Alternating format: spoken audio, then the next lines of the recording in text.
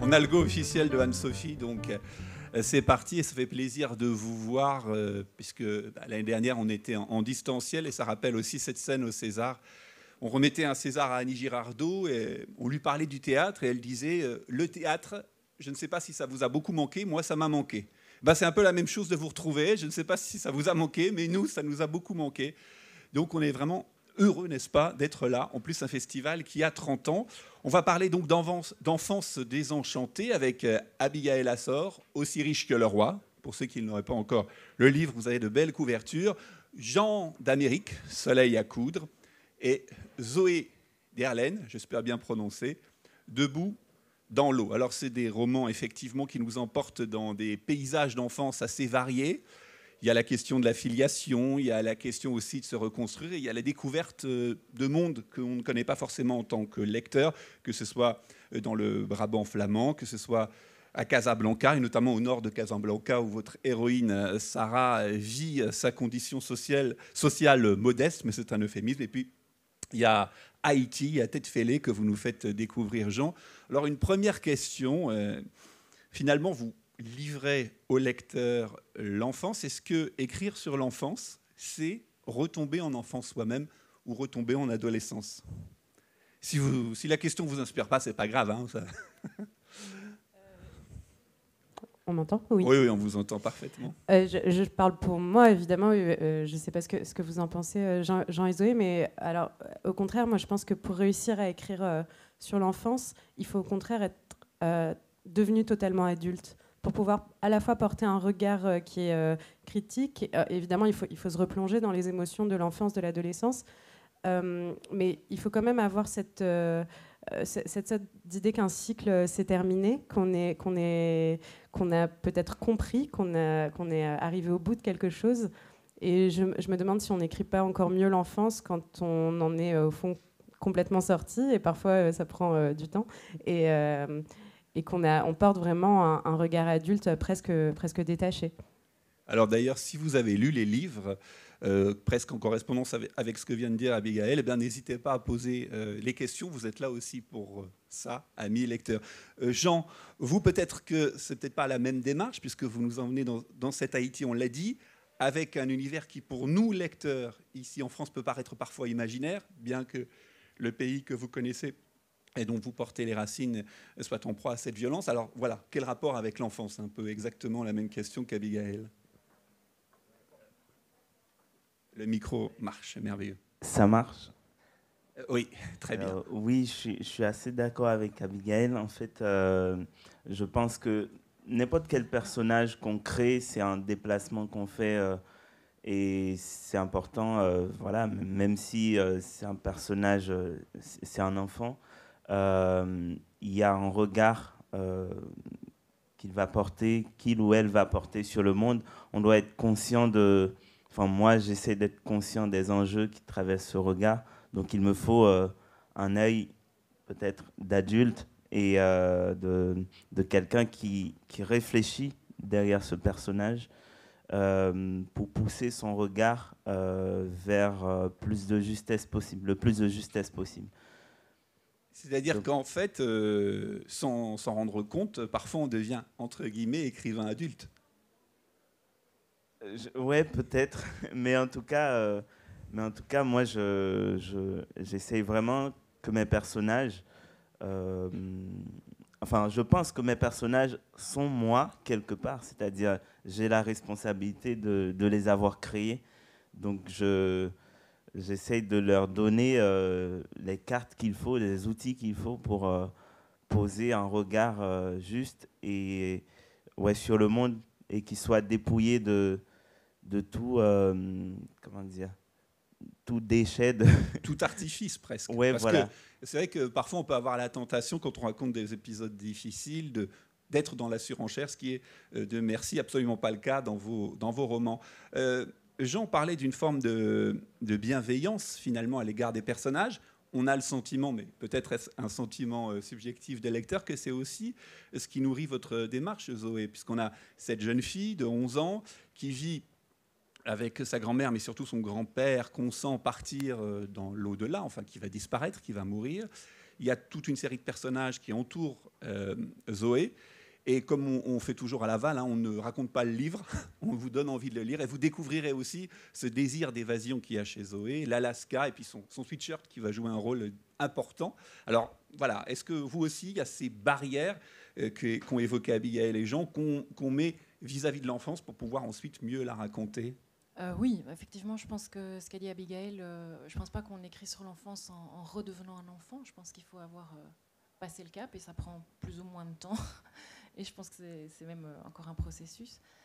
En même temps, effectivement, il faut se replonger là-dedans, même si moi, je n'ai pas du tout écrit, c'est pas un roman autobiographique, mais pour pouvoir se remettre à hauteur d'enfant, moi, j'ai quand même eu besoin de retrouver les sensations de l'enfance. Et donc vraiment de parfois repartir, mais plutôt au niveau émotionnel, au niveau sensoriel, dans ce que c'était être une petite fille, voilà, même si c'était il y a quelques années déjà. Voilà, pour ce qui est de la bienveillance, je dirais que oui, enfin, mais il n'y a pas non plus de concessions à faire par rapport aux personnages. Je pense que moi, je les ai décrits tels qu'ils me semblaient justes. Alors effectivement, le personnage principal, cette petite fille, c'est bien de elle qu'il s'agit. J'avais envie de parler de sa résilience, de sa force, bien plus que de son traumatisme d'enfance. Mais voilà, je ne sais pas si ça répond à la question. Toutes les réponses sont bonnes puisque les questions sont ouvertes. Et puis il y a peut-être un autre élément. En vous écoutant, je ne sais pas si ça vous a inspiré vos romans, et encore une fois, c'est une impression de lecteur.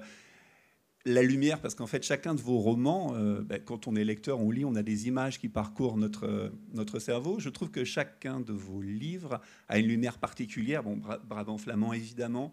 On pense à une lumière avec un peu de brouillard. On pense aussi à Arnaud, ce chanteur qui nous a quittés il y a peu. Je ne sais pas s'il a joué un rôle dans votre...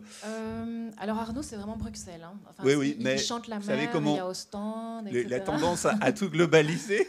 Ce qui a joué certainement un rôle, c'est que c'est une campagne que je connais. Donc c'est une lumière que je connais. Cette partie-là est réelle. J'avais des grands-parents qui avaient une maison dans le Brabant flamand. J'ai plutôt grandi côté flamand en Belgique.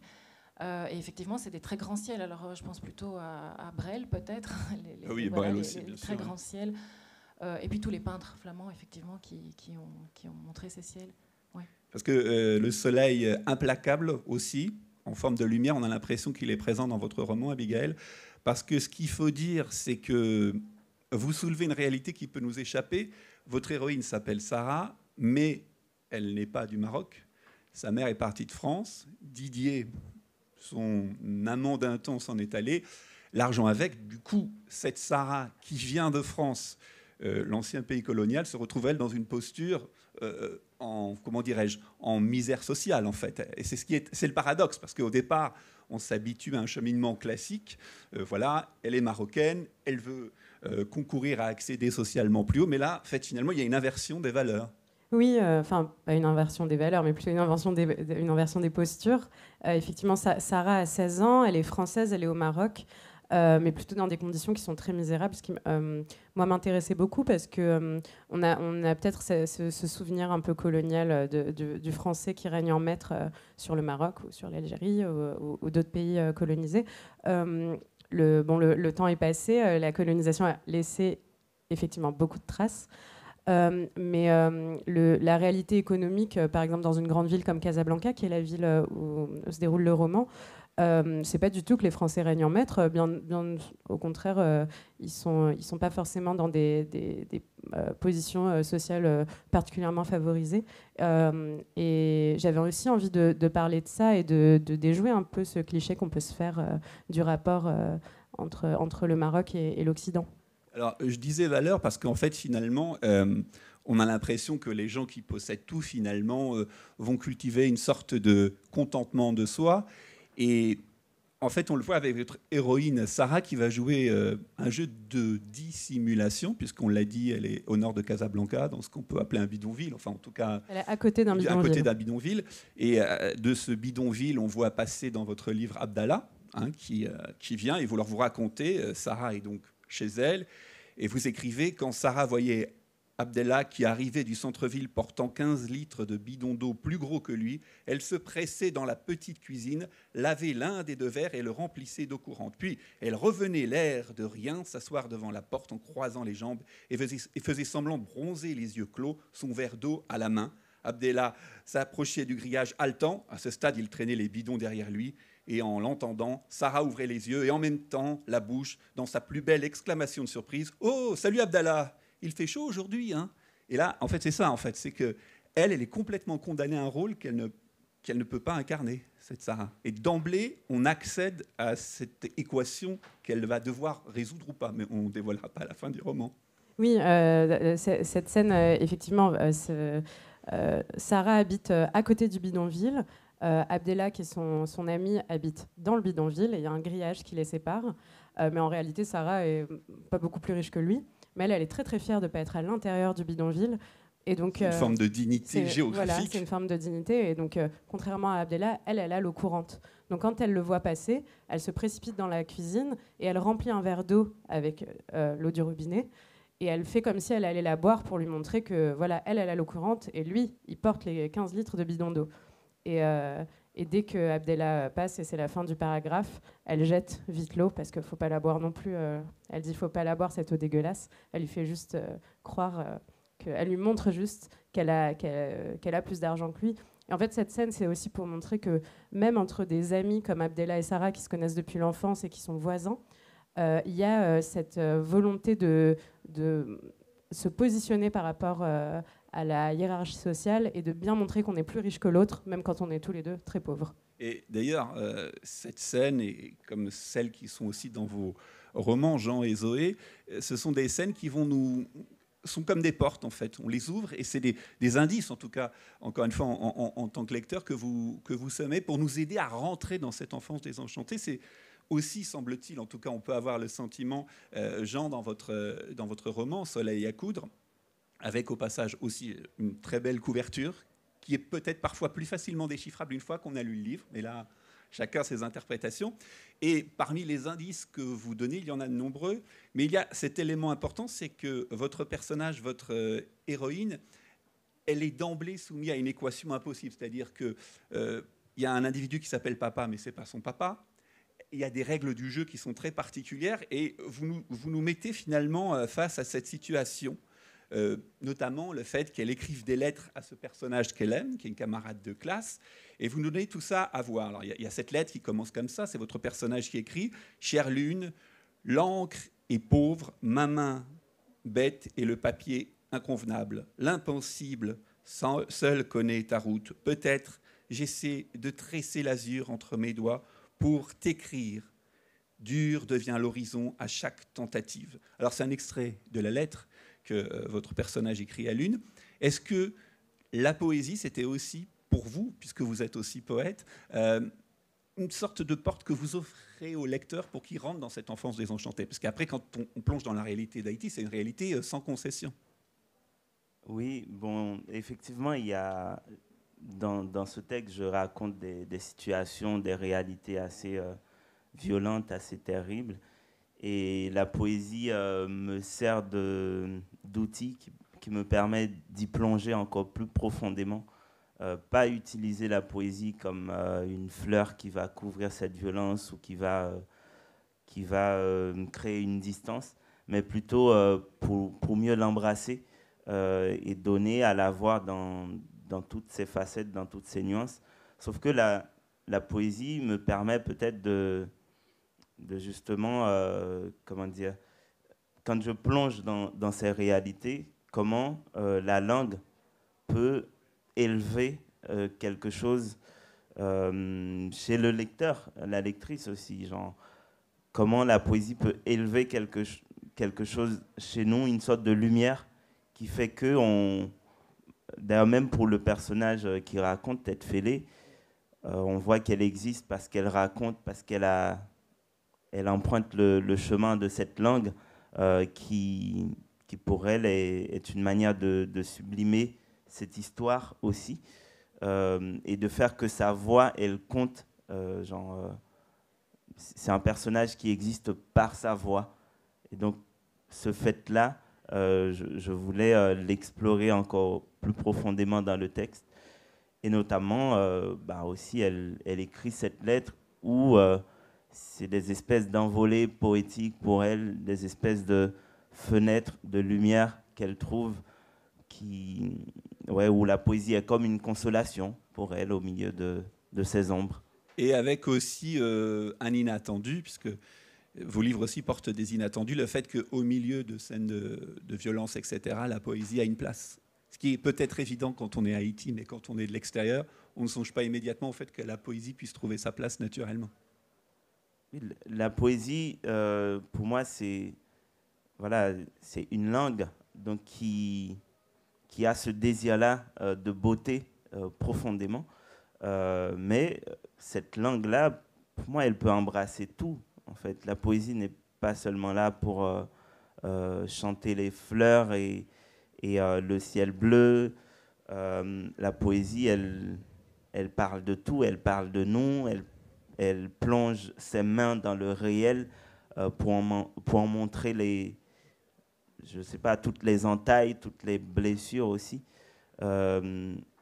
Donc cette poésie-là, je l'ai pris comme arme et je l'ai donnée aussi à ce personnage pour qu'elle puisse prendre le dessus de ces violences en les racontant, en les faisant entendre au monde.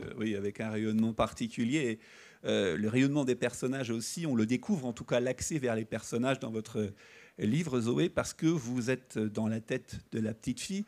Alors, ça peut paraître évident, mais c'est intéressant pour le lecteur parce que ça nous donne une clé supplémentaire. Chacun de vos personnages va nous offrir des indices sur ce qu'il est, ou en tout cas sur ce que vous voulez qu'il soit pour nous, lecteurs.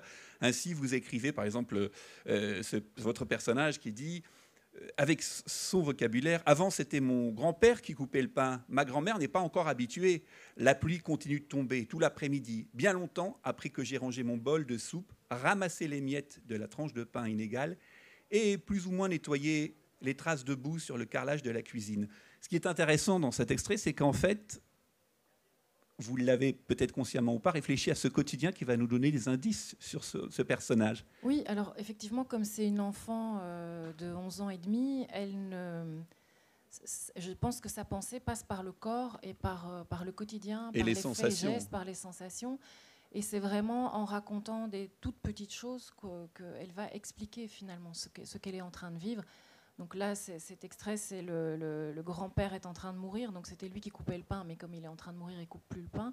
Et donc la tranche de pain inégale qui va revenir à différents moments dans le récit, c'est chaque fois le rappel du fait que le grand-père est en train de mourir. Ce n'est pas juste une tranche de pain, c'est une tranche clause de pain style, mal coupée. Mais c'est vrai que je trouvais intéressant de la faire penser plutôt par les actions ou par tout ce qu'elle voit et sur lequel en fait, elle regarde tout cet univers en même temps avec beaucoup de lucidité, cette lucidité que moi je vois chez les enfants. Je trouve qu'ils peuvent regarder le monde des adultes en étant très lucides. Et en même temps, ils n'additionnent pas nécessairement les éléments qu'ils voient. Ils n'en font pas une pensée, un jugement.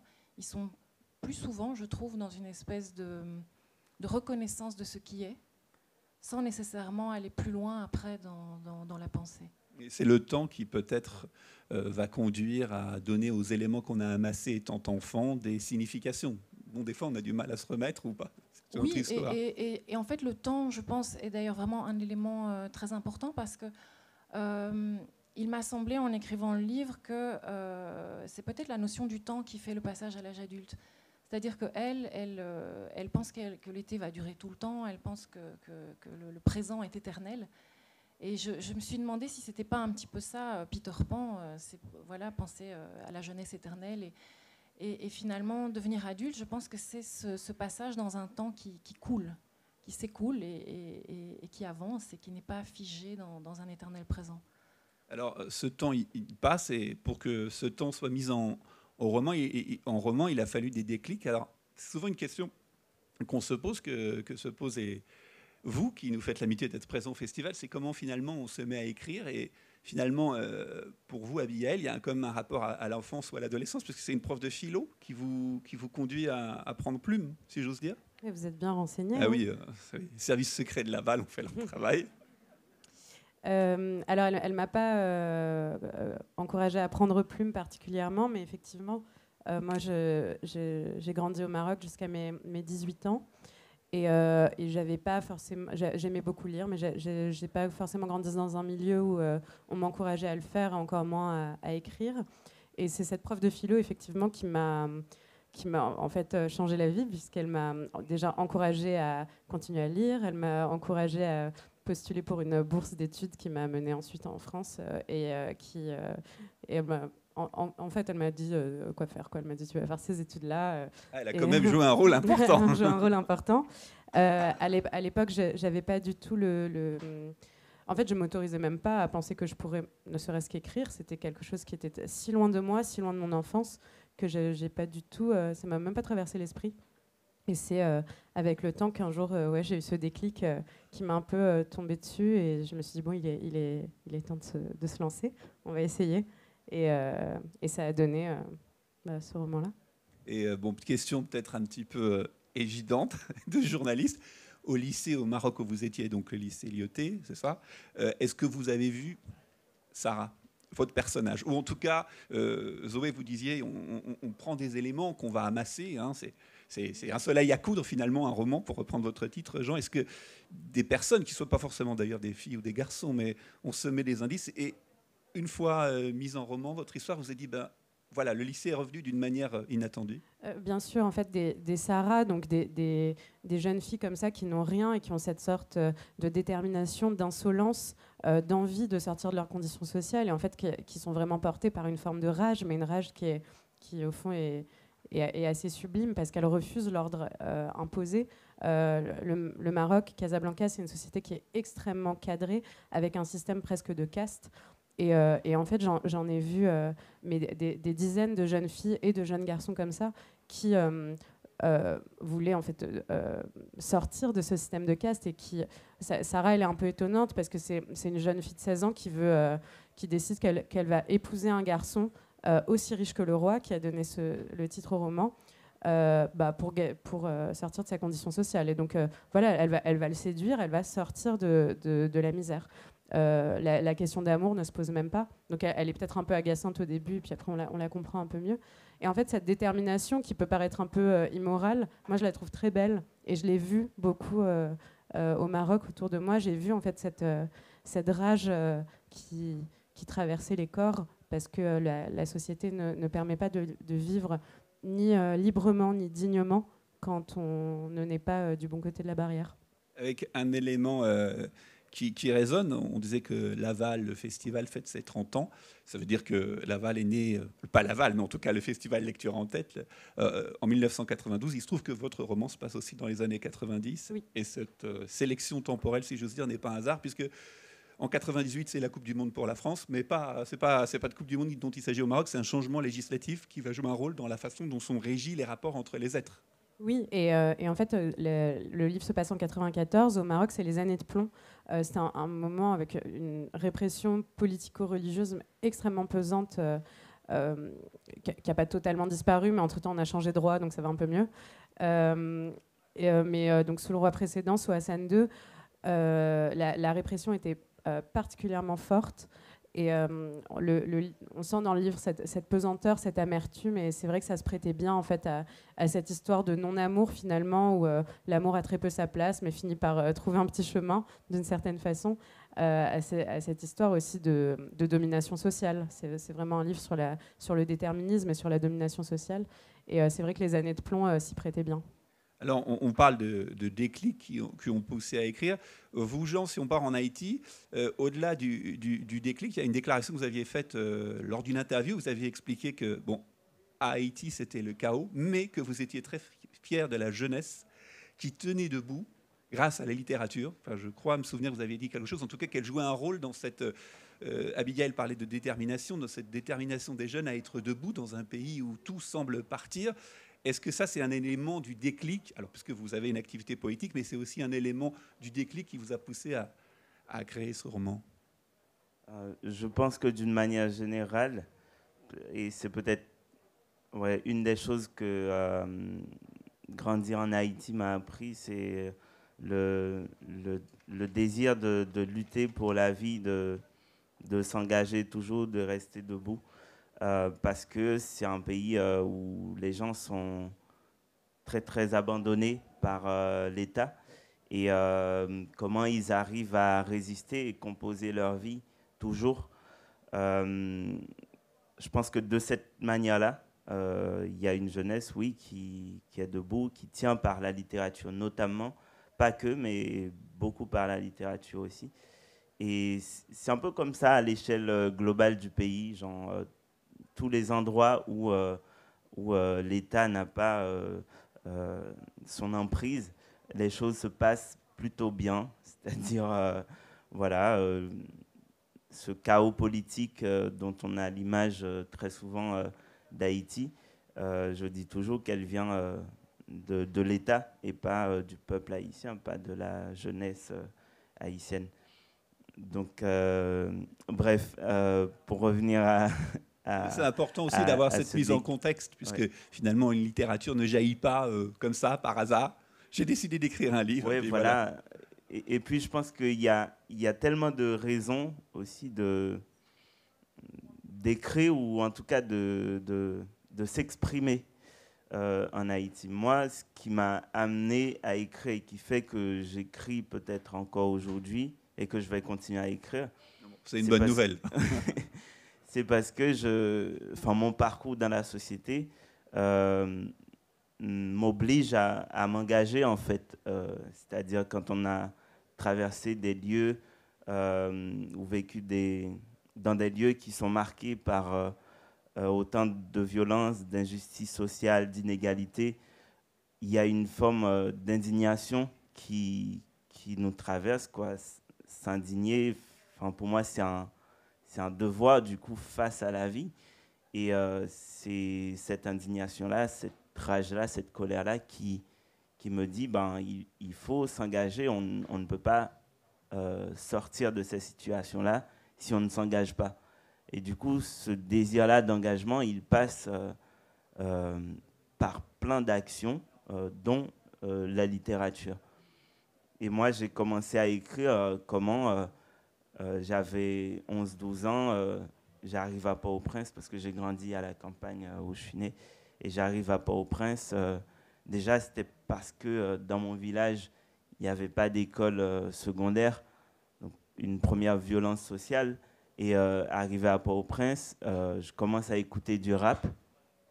Et à l'époque, je voyais dans ce mouvement qui était en plein essor en Haïti, une sorte d'inversion de la logique de la société par ces jeunes de quartiers populaires comme moi qui n'avaient pas droit de cité dans la société et qui se sont emparés d'une forme artistique, donc le rap, qui est à la base discriminé et qui l'ont imposé à la société, qui désormais avait une voix qui pouvait se faire entendre. Je crois que ça m'a beaucoup motivé, ou bien ça m'a donné un reflet de moi-même, voilà, du gamin que j'étais dans ce quartier populaire. Et à partir de là, je pouvais m'autoriser à prendre la parole aussi. Parce qu'il faut savoir aussi que dans la tradition de la littérature en Haïti, d'habitude, c'est plutôt des gens qui viennent de classes aisées qui écrivaient, en fait, si on fait un panorama de cette littérature. Donc pour moi, ce déclic-là, oui, il vient du rap, et comme inversion des logiques de la société, quoi. Zoé, vous, quel chemin a présidé à votre envie d'écrire? Parce que en fermant le livre, on se dit que peut-être il y a eu une inspiration liée à l'eau, à l'élément eau qui joue un rôle dans le roman. On ne va pas révéler de ce qui se passe dans l'eau, qui va faire en sorte que nous, lecteurs, nous sommes intrigués par un phénomène inattendu qui se passe dans l'eau, qui entoure, si j'ose dire, qui est au voisinage de là où réside votre héroïne. Quel a été ce déclic finalement? Alors, pour ce roman, donc à la base, je pensais écrire une nouvelle, puisque je suis plutôt dans le texte court. Et j'ai vraiment eu l'impression d'abord que c'est le personnage qui est venu me chercher à la fin de cette nouvelle, Donc j'avais écrit une nouvelle de... Donc la nouvelle était terminée et le personnage apparaît une fois. Alors quand je termine une nouvelle, je la mets de côté, je fais autre chose et je laisse le texte un moment reposer. Et puis vraiment, j'ai eu l'impression que ce personnage venait me dire en fait, j'ai encore vécu ça. Donc sans savoir très bien où j'allais, j'ai continué comme ça. Une fois que ça a commencé à prendre un petit peu forme, je dirais qu'il y avait deux choses qui m'ont paru très importantes à transmettre pour moi. D'une part, j'ai utilisé, donc effectivement sans être autobiographique, mon histoire est encore différente de celle-là, mais un sentiment d'abandon que moi j'avais pu vivre enfant, mais j'avais pas envie qu'on reste coincé sur le fait que cette petite fille a été abandonnée et qu'on aille plutôt du côté de la force. Je trouve c'est quelque chose qu'on voit chez les enfants. Alors, c'est une petite fille qui est quand même fort privilégiée par rapport aux héroïnes d'Abigail et de Jean, parce qu'elle est d'abord matériellement tout à fait en sécurité, et elle est quand même avec ses grands-parents, donc dans une famille où on l'a accueillie, elle est aimée, etc. Malgré tout, il y a ce trou, cette espèce de manque, mais finalement, ce qui m'intéressait, c'était vraiment sa force, sa capacité à sortir de là. Et alors l'autre élément qui pour moi était très important, c'était de faire de la nature un personnage. Voilà. Alors j'ai utilisé cette nature que je connaissais parce que moi je me sentais pas capable d'inventer un univers. Bon, elle rêve d'Alaska, elle rêve de grands paysages aux États-Unis, et moi j'aime aussi, ce sont des rêves que je peux avoir, mais en même temps je me voyais pas commencer à parler des Rocheuses alors que j'y ai jamais mis les pieds, donc j'ai utilisé cette campagne flamande que je connais. Et aussi le fait que la nature peut être un refuge, c'est quelque chose que j'ai ressenti très vite enfant, qu'on peut aller se perdre vraiment dans la forêt, dans les champs, et que c'est un réel refuge. Et ça résonnait d'autant plus en moi dans la situation qu'on connaît actuellement de réchauffement climatique et de basculement. D'autant plus que j'ai une fille qui a à peu près l'âge de l'héroïne et qui est très angoissée par ça, très angoissée par dans quel monde je vais grandir, etc. Donc j'avais vraiment envie de faire de la nature quelque chose de lui redonner sa place. Voilà. Alors vous dites qu'effectivement votre personnage est plus privilégié que les deux autres personnages évoqués par Abigail et Jean. Cela dit, mais alors encore une fois, c'est un ressenti, il y a quand même un enfermement. Chacun de vos personnages, alors bien sûr, essaie plus ou moins de briser l'enfermement, parfois en étant dans l'illégalité, parfois dans la détermination à sortir de cet enfermement. Et parfois, votre personnage, Zoé, on s'est dit... en fait, il est presque prisonnier d'un quotidien qui est, je vous rassure, agréable à lire. Mais on s'est dit, est-ce qu'il va y avoir un rappeur qui va frapper à sa porte ? Est-ce qu'il va y avoir un Yaya, qui est un autre personnage de votre roman, un monsieur qui vend des substances pas très licites, il va frapper à la porte de votre personnage, non pas pour lui faire prendre des substances illicites, mais pour un peu comme créer un électrochoc et sortir d'une espèce de routine qui peut être aussi un peu fatigante sur le long terme. Oui. Alors je pense que on raconte simplement un été, et moi je l'ai senti comme étant effectivement un peu prisonnière de ce quotidien, d'où je pense tous ses rêves d'ailleurs, ses lectures d'encyclopédies dans lesquelles elle va voir ce qui se passe dans d'autres pays. En même temps, je pense qu'elle est à un âge où elle s'ancre en fait, et donc elle est en train de s'ancrer justement dans le lieu, dans la nature. Et moi, en la quittant, j'avais bon espoir que ça se passe bien pour elle. J'avais l'impression qu'on la quittait avec tout ce qu'il fallait pour s'en sortir. Ouais. Alors, on parle de ses ressentis. Vous évoquiez ce que vous avez vécu aussi, puisque vous habitiez au Maroc. Est-ce que quand on donne à partager ce livre, parce qu'un livre voyage, même s'il parle de cette adolescence, vous avez eu des retours de lecteurs inattendus, parce que vous les avez rencontrés, ces jeunes filles déterminées, peut-être aussi chez des jeunes hommes qui voulaient sortir de leurs conditions et qui presque se sont dit, tiens, un jumeau ou une jumelle que serait Sarah est devenue une héroïne de roman. Et vous avez eu cette espèce, c'est tellement passionnel et passionné que vous avez forcément, on imagine en tout cas avoir eu des retours de gens qui sont sortis ou pas de leurs conditions, ou en tout cas ça fait des réflexions autour de cette société. Alors, peu de personnes sortent de leurs conditions au Maroc. Et d'ailleurs, je ne vais pas vous raconter la fin, mais ça. Et d'ailleurs, il faudra lire le livre si vous ne l'avez pas fait. C'est le récit d'une tentative, mais sûrement pas d'un succès. Je dirais que ce qui est vraiment revenu dans les retours, notamment des lecteurs marocains, parce qu'il a aussi été distribué au Maroc, c'est surtout le fait d'avoir abordé des sujets qui sont extrêmement tabous, donc qui sont tabous au Maroc, pas forcément en France, mais comme l'avortement qui est interdit, l'homosexualité qui est interdite, les relations sexuelles hors mariage qui sont interdites, enfin, beaucoup de choses sont interdites. Et ce que cache une certaine jet set, si j'ose exprimer ainsi, dans ces travers. Ah oui, tout à fait. En réalité, c'est tout le drame en fait de ce pays-là, c'est que la loi s'applique pas pareil selon l'endroit où on est né, puisque la loi n'est pas respectable en fait au Maroc. C'est pas possible de dire que c'est interdit par la loi d'avoir des relations sexuelles hors mariage. Donc tout le monde est hors la loi. Simplement, il y a ceux qui peuvent filer un petit billet aux policiers ou aux juges, et il y a ceux qui peuvent pas. Et la majorité ne peut pas. Donc effectivement, il y a toute une partie de la population qui vit très tranquille dans cette illégalité, tandis que l'immense majorité vit une vie de clandestinité, de danger, de violence aussi, parce que c'est vraiment une société où tout le monde a son petit pouvoir sur l'autre, tout le monde essaye de dominer l'autre parce que tout le monde est désespéré. Donc c'est tenter d'échapper au policier qui lui-même tente d'échapper à son chef, qui lui-même tente d'échapper à cet homme plus riche que lui, qui parce qu'il est plus riche a en fait du pouvoir sur lui. Donc c'est vrai que c'est une société où tout le monde se cache, tout le monde se bat, et extrêmement inégalitaire. Et donc ça, il y a eu des lecteurs marocains qui ont dit, enfin en tout cas qui ont fait part de leur, de leur satisfaction, c'est pas le bon mot, mais en tout cas de cette prise de conscience, ils ont ressenti quelque chose. Oui, alors je dirais pas que c'est une prise de conscience, je pense qu'ils étaient conscients avant, j'ai pas créé une prise de conscience. En tout cas, la prise de conscience posée sur le livre aussi nettement, parce qu'il y a des fois des livres qui parlent de ces réalités, mais pas aussi nettement, parce que les scènes que vous racontez de billets, elles sont racontées dans le livre. Hein. Un des personnages, Driss, qui joue un rôle essentiel pour Sarah, puisque c'est potentiellement son prétendant, lui, il connaît la mécanique et il peut se permettre, comme vous le disiez, d'être dans l'illégalité. Je veux dire, il n'y a pas de faux fuyant. Oui, c'est vrai. Et je pense que en tout cas, les lecteurs marocains ont été très touchés que ces sujets-là soient abordés aussi clairement.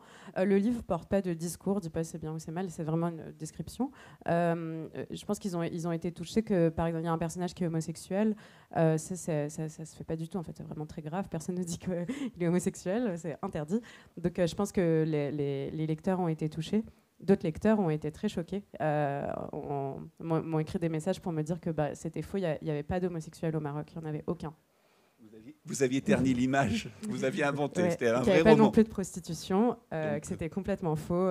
Donc voilà, c'est aussi des lecteurs d'une autre génération, et c'est difficile aussi de sortir de son conservatisme quand ça a été son schéma mental toute sa vie. Donc je réponds pas en général. Oui. Et puis c'est l'utopie aussi sur laquelle on peut se construire. Jean, et alors justement les Haïtiens qui vous ont lu, les Français et les Haïtiens, comment ils ont réagi? Il faut rappeler que Tête Fêlée vit avec ce papa qui n'est pas un papa, qui vit de la délinquance. Sa mère vend son corps. Et tout ça est dit sans, pour ceux qui n'auraient pas lu le livre, sans encre spectaculaire. Hein. Il faut le préciser, on l'a dit, c'est d'une justesse et d'une précision, et puis une douceur aussi grâce à la poésie. Comment réagissent vos lecteurs? Parce que c'est aussi, comme dans le cas de ce qu'évoque Abigail, une réalité, vous me l'avez dit il y a quelques instants, qui est vécue. C'est-à-dire que certes c'est un roman, mais c'est des choses qui sont, au moment où on parle aujourd'hui en Haïti, qui existent. Oui, et ce côté-là, en fait, d'être ancré dans le réel. Bon, depuis la sortie du roman, j'ai pas eu l'occasion d'aller en Haïti pour rencontrer des lecteurs, tout ça. Mais j'ai eu des retours de loin, soit par les journaux ou des gens de là-bas qui m'écrivent pour en parler.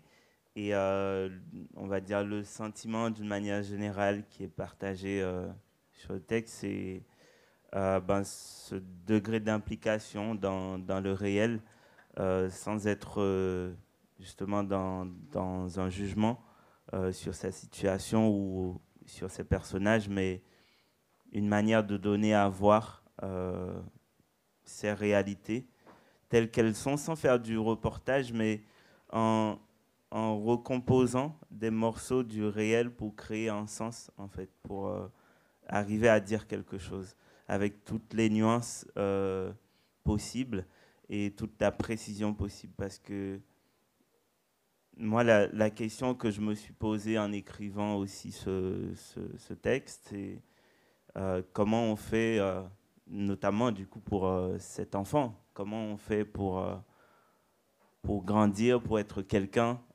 quand on débarque dans ce genre de lieu. Oui, d'emblée, les règles du jeu sont mal posées. C'est-à-dire qu'on est Voilà. dans un pays où les règles du jeu sont contre vous d'emblée. Exactement. Donc c'est un environnement déjà saturé de violence, et que ce personnage, ou même tous les personnages, vont hériter de cette violence sans l'avoir créée, sans l'avoir mise en place eux-mêmes. Du coup, comment cet enfant, elle va réussir à être quelqu'un au milieu de ça. Et donc, j'ai fait passer à travers ce personnage beaucoup de choses, parce que j'avais une sorte d'ambition, je pense, très, très prétentieuse de faire une sorte de cartographie complète, sociale et politique d'Haïti. Et je suis passé par la voie de ce personnage qui est une enfant. Du coup, ouais, les retours que j'ai eus, c'était plus ce degré d'implication dans le réel, dans lequel les gens ils se sont reconnus, et qui a ouvert les yeux aussi sur beaucoup de questions qu'on peut se poser sur nos itinéraires dans cette société qui n'est pas faite pour nous permettre de vivre dignement. Mais on arrive à quand même composer la vie au milieu de ça. Donc voilà, c'était plus de ce côté-là. Et ce qu'il faut dire, si vous n'avez pas encore lu le roman, c'est que, et on ne dira pas quelle est la réponse, mais vous apportez un élément de réponse sur qu'est-ce qui pourrait aider Tête Fêlée à oublier l'Haïti, parce qu'elle rêve aussi d'ailleurs. Il y a un ailleurs qui est évoqué dans le roman. Et voilà, c'est-à-dire qu'en fait, elle a des utopies qui pourraient correspondre aussi à certaines personnes qui vivent en France, une vie normale. Et c'est assez troublant finalement, parce qu'on a tous des souhaits d'ailleurs qui peuvent se ressembler, même si on vit dans des pays où la misère est plus présente qu'en France, par exemple.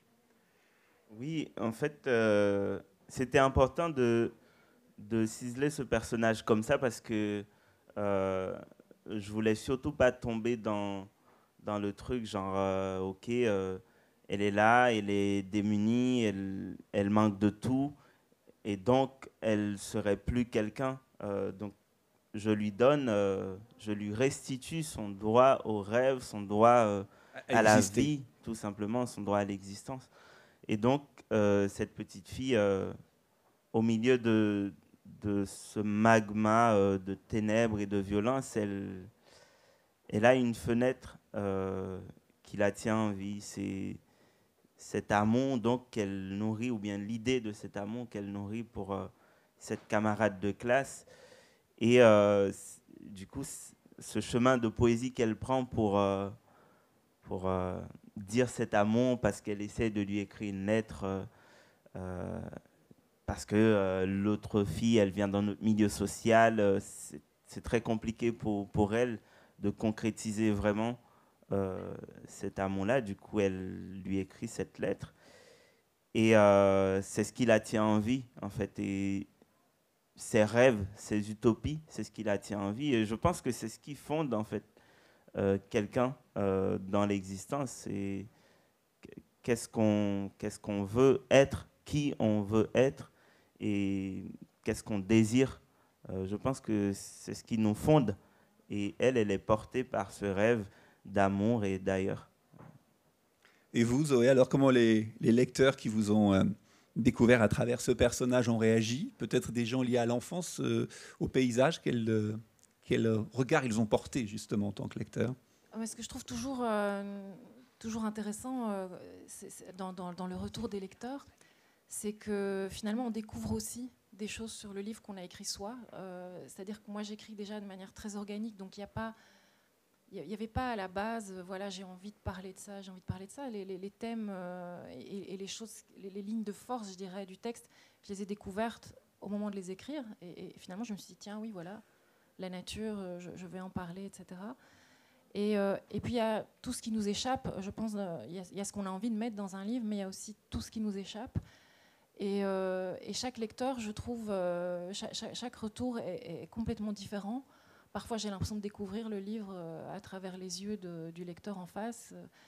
Par exemple, la question de la filiation, c'est la première chose quand mon éditrice, à qui j'avais envoyé le manuscrit, m'a téléphoné pour me dire qu'il prenait le livre. Elle m'a dit que voilà, c'était vraiment un beau texte sur la filiation. Et moi, je crois que je suis restée silencieuse 3 minutes au téléphone parce que je me suis demandé de quoi elle parlait, en fait. Et je découvrais...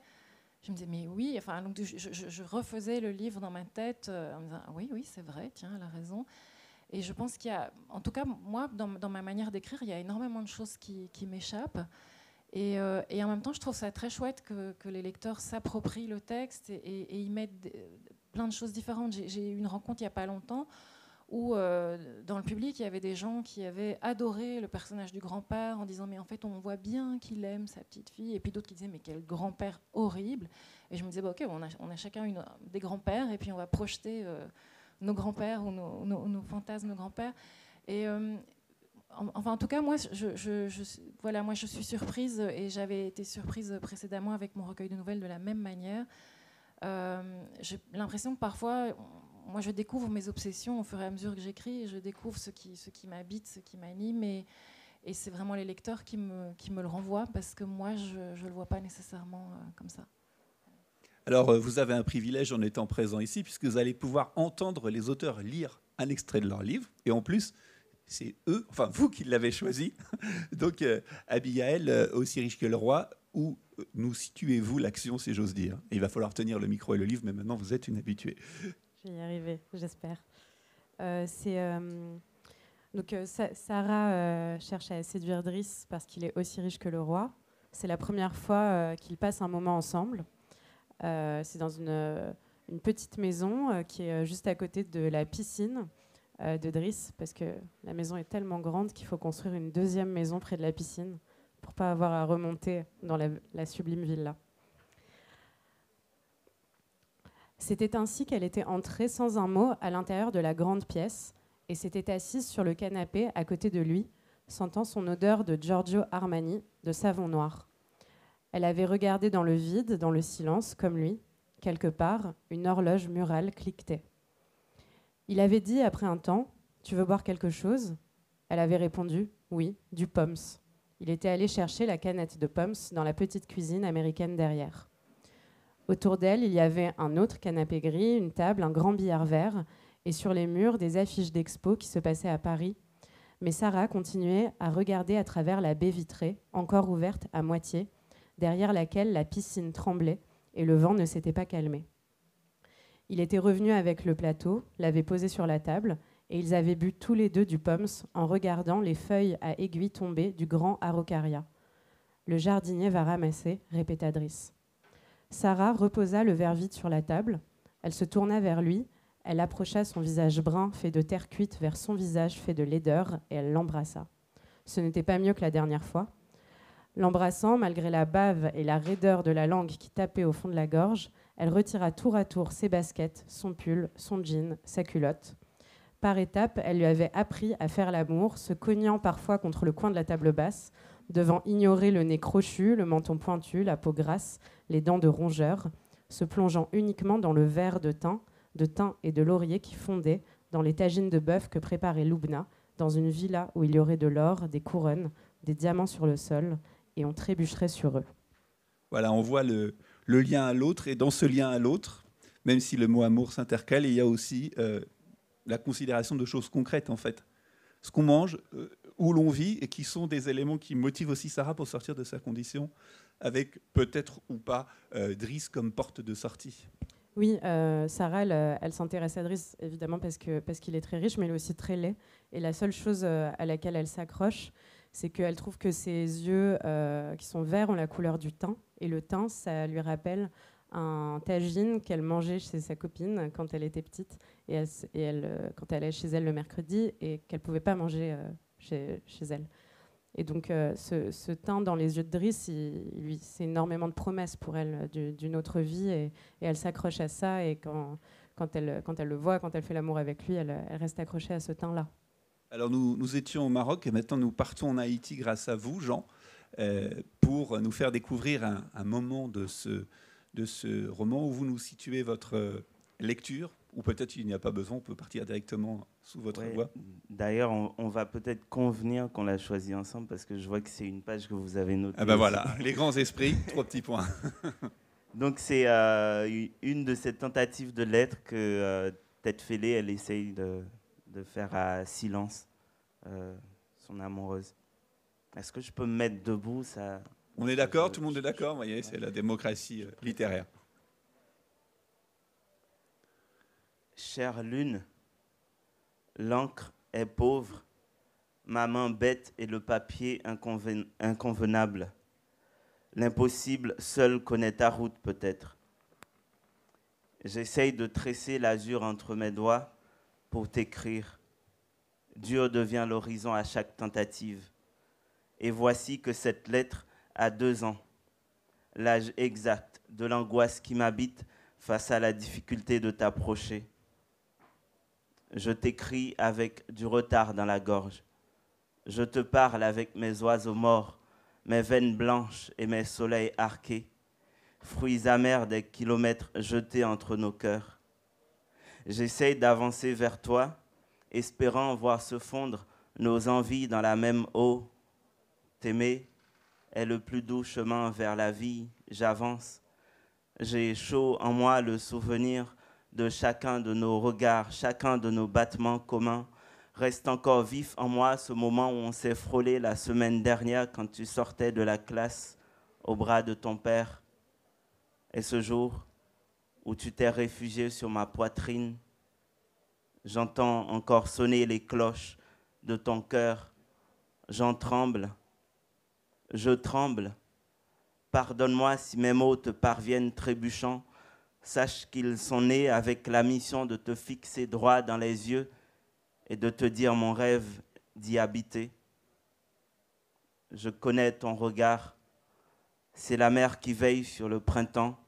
J'y vois le large chaque fois que je le croise et je sens s'embraser nos élans à faire tomber les hautes murailles qui nous écartent. Mais ton père fait écran. Je suis encore une de ratée, mais je n'abandonnerai pas. Un jour, mes papiers cesseront de finir froissés et j'aurai cette lettre. Un jour, je saurai tisser des mots à la forme parfaite pour m'adresser à ma lune. J'insiste. Ma mère me raconte qu'à une époque, prendre la plume pour donner des ailes à un cœur était élégance. Que longtemps, on a écrit des lettres à l'autre, on a déclaré sa flamme sur le papier et c'était si beau. Incandescent. Je suis depuis 2 ans face à une feuille que je voudrais remplir de tendresse. Je ne quitterai pas le chantier. J'écrirai à ma lune avant la tombée de la nuit. Je lui écrirai car je ne sais quoi faire d'autre. Il y a longtemps que je cherche un chemin vers mon cœur miroir. Cette fille appelée Silence, mais son père fait écran. Il la garde sous son aile à l'école où l'enferme dans une maison luxueuse protégée par un mur immense et une cohorte de barbelés. Que faire? Lui écrire? Je m'y mets, tout en m'interrogeant, même si j'arrive à transposer mon feu en mots, même si elle reçoit par quelque moyen ma lettre, même si elle répond par le même élan de lumière, pourrons-nous vraiment nous rencontrer? Nos corps trouveront-ils l'occasion de se brûler l'un à l'autre? Que faire? Ma tête se consume. Je demande au vent d'emporter mon tourment, à l'océan de boire ma peine et à l'instant de me faire don d'idées claires. J'appelle l'aube à me donner la main. Demain est une autre nuit. Merci beaucoup.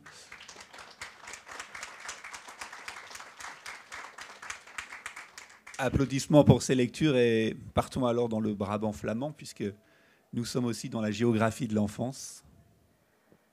Dans les temps, pour la première fois depuis que je me suis blessée au genou, j'ai ramé jusqu'à l'île, minuscule et tellement ébouriffée de joncs et de rejetons de saules que seuls les canards, les poules d'eau et les rats peuvent s'y tenir. J'ai attaché la barque à un rejeton de saule et je me suis glissée dans l'eau. L'étang est un peu différent depuis que je sais qu'il y a une anguille dedans. L'eau est plus liquide ou plus fluide.